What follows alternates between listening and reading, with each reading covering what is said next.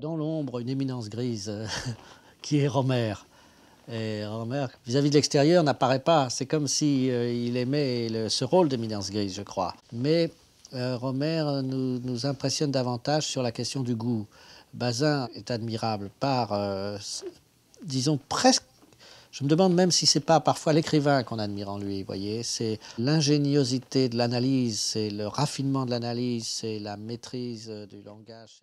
La revue du cinéma, Jean-Georges Auriol était un patron tyrannique, qui décidait de tout et qui faisait tout. Bon, et c'était pas commode pour ses deux adjoints qui étaient Jacques Bourgeois et moi, parce qu'il passait la moitié de l'année à Rome, il vivait à Rome, la moitié de l'année, il venait comme ça, et on avait des communications charmantes et difficiles avec lui. Quand je lui demandais une augmentation, il me répondait une carte postale de Rome, ce qu'il y avait écrit, je crois que je l'ai quelque part. On s'était tous rencontrés au festival à Venise autour d'Orson Welles pour quand il y a eu l'échec de Macbeth. On était là avec Bazin, Doniol, Claude Mauriac et on a décidé de faire un ciné-club un peu différent, un ciné-club tourné vers l'avenir. Il faut dire que c'était la grande vogue des ciné-clubs à l'époque et que dans tous les ciné-clubs, on voyait des classiques du cinéma, c'était passionnant, mais nous on voulait se tourner vers autre chose et on a eu envie de... Je faisais partie du comité de direction d'un ciné-club qui s'appelait le Ciné-Club du Quartier Latin, dans lequel je présentais les films. Et ce ciné-club, finalement, ayant beaucoup de succès et un peu d'argent, pouvait se permettre le luxe d'éditer un petit bulletin dans lequel, au début, il n'y avait que le programme.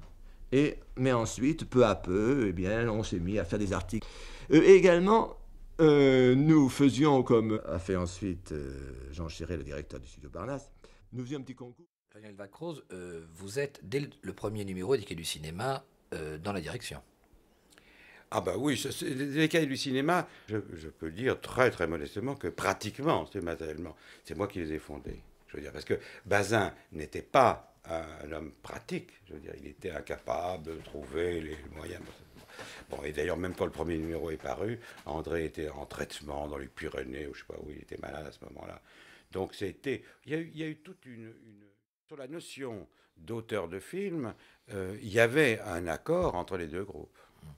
Simplement, ils n'étaient pas toujours d'accord sur les mêmes auteurs. Alors, tiens, Éric Rohmer, avez-vous Oui, aimé moi le film? j'aime beaucoup ce film. Je trouve que c'est peut-être, on peut dire que c'est un film à une certaine mesure raté. Mais je crois qu'il y a des ratages qui sont plus honorables que certaines réussites. Enfin, et si je me place ici sur un plan très haut, si il nous satisfait, peut-être pas entièrement, et d'ailleurs je dois dire, je l'ai vu 2 fois à Venise, qu'il m'a satisfait davantage à la seconde vision qu'à la première.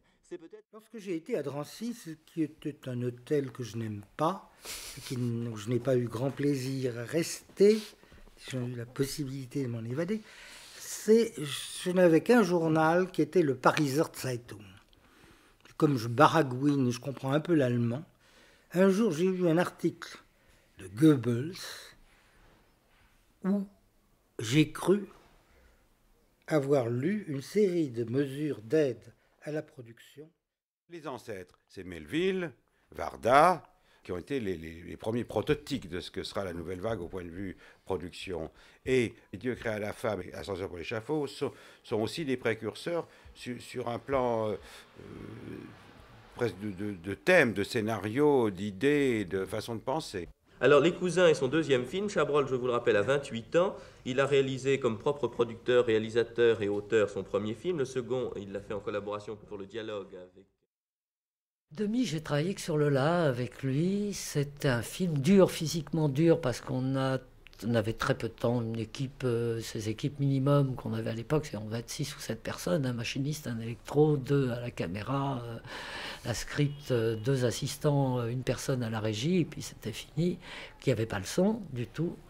Alors, moi, je parle de mon travail à moi, qu'en tant que script, il fallait relever tous les dialogues, plus pour pouvoir ensuite...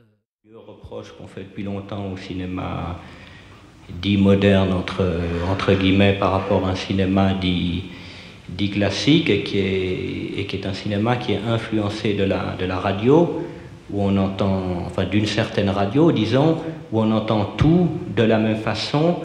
La seule chose que je puis dire, enfin les 2 exemples que je répète sans arrêt, c'est soit les Beatles à l'Olympia, soit Carmen à l'opéra, où vous ne comprenez pas un mot, et pourtant... On me fait effectivement reproche de faire un cinéma littéraire et parlé.